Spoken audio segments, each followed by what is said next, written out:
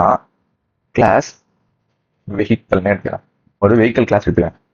அதில் public static void void வந்து bike அப்படின்னு நான் எடுத்துட்டு இதில் எனக்கு என்ன பிரிண்ட் பண்ணணும்னா system dot out dot print bike அப்படின்னு பிரிண்ட் ஆகணும். ஓகேவா?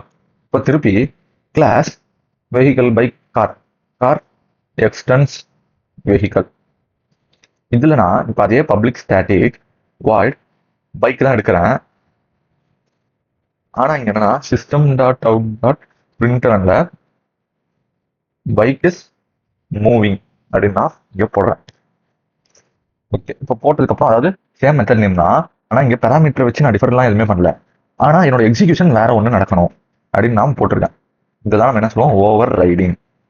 இது ஏன் நம்ம ஓவர் ரைடிங் அப்படின்னு நம்ம சொல்லுவோம்னா, இப்போ நம்ம ஒரு ஃபைலை வந்து இப்போ சேவ் பண்ண ஃபைலே திருப்பி அதே நேமில் ஒன்று சேவ் பண்ணிச்சு ஓவர் ரைட் பண்ணுமா அப்படின்னு ஒரு ஆப்ஷன் வரும்.